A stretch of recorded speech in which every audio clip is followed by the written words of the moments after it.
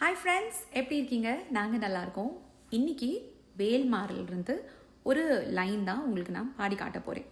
இந்த வேல்மாறல்ன்றதே உங்களுக்கு எல்லாருக்கும் தெரியும், ரொம்ப பவர்ஃபுல்லான ஒரு மந்திரம். அதாவது உங்கள் மனசில் ஏதாச்சும் ஒரு விஷயத்தை நினச்சிட்டு நீங்கள் முருகன்கிட்ட வேண்டுறதுக்கு வேல்மாறல் படித்தா அது கண்டிப்பாக நடந்துரும் அப்படின்னு சொல்லுவாங்க.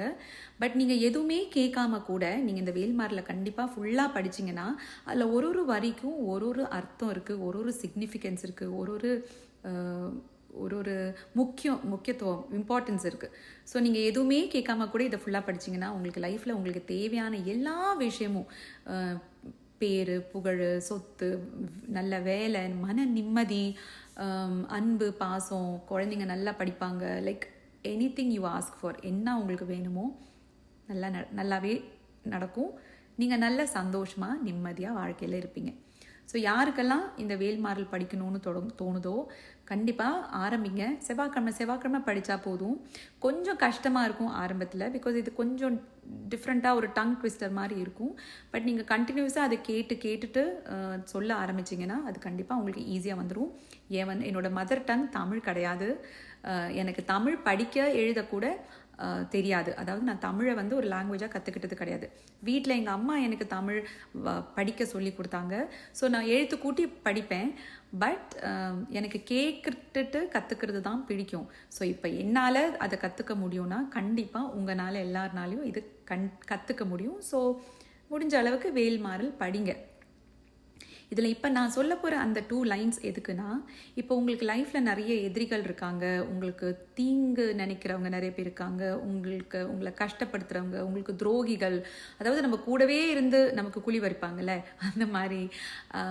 அதாவது உங்களுக்கு நல்லது நடக்கக்கூடாது, உங்கள் மேலே ஒரு நல்ல எண்ணம் இல்லாதவங்க, those who don't wish well for you, அந்த மாதிரி ஆளுங்கெல்லாம் உங்கள் வாழ்க்கையிலேருந்து அவங்களே தானாக விலகி போயிடணும். அவங்க குடும்பம், அவங்களோட ஒரு சகவாசமே வேண்டாடா நமக்கு, அவங்கள எப்படியாச்சும் என் வாழ்க்கையிலேருந்து எடுத்துரு அப்படின்னு சொல்லி முருகன் கிட்ட வேண்டுறதுக்கான 2 லைனர் தான் இது.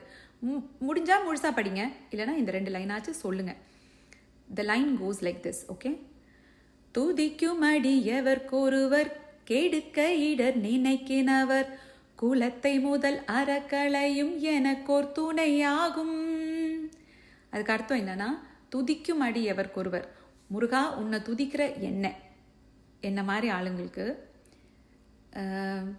கெடுக்க இட நினைக்கினவர், யாரெல்லாம் கெடுக்கணும், உன்னோட பக்தர்களை யாரெல்லாம் கெடுக்கணும்னு நினைக்கிறாங்களோ, உன்னை துதிக்கிறவங்களை யாரெல்லாம் கெடுக்கணும்னு நினைக்கிறாங்களோ அவங்களோட குடும்பத்தோட அழிக்கிறதுக்கு இல்லை, நம்மளை விட்டு நீக்கி தூரமாக வைக்கிறதுக்கு எனக்கு ஒரு துணை ஆகு, எனக்கு ஹெல்ப் பண்ணு அப்படின்றது தான் அதோட அர்த்தம்.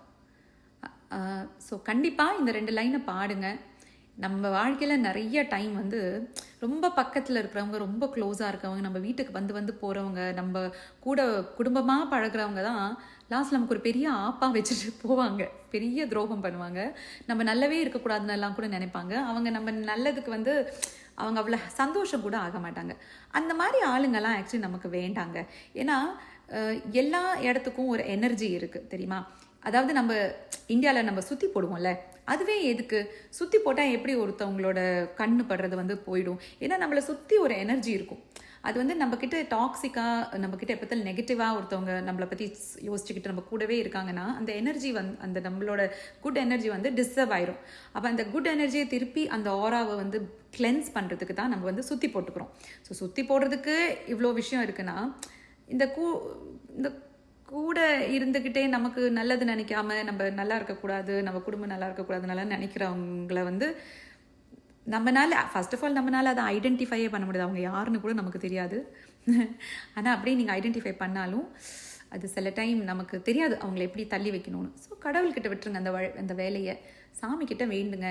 நமக்கு நல்லது நினைக்காதவங்க மட்டும், நமக்கு கெடுதல் நினைக்கிறவங்க மட்டும் நம்மளை விட்டு தூரமாக போயிடட்டும், அவங்களுக்கும் நமக்கும் சம்மந்தம் இல்லாமல் ஆயிரட்டும், குடும்பத்தோடு போயிடட்டும் அப்படின்னு வேண்டிடுங்க. கடவுள் பார்த்துப்பாரு அதுக்கப்புறம். ஓகேவா? இந்த வீடியோ உங்களுக்கு பிடிச்சிருந்துச்சுன்னா லைக் பண்ணுங்கள். அடுத்த வீடியோவில் பார்ப்போம். அது வரைக்கும் have a wonderful day. Bye.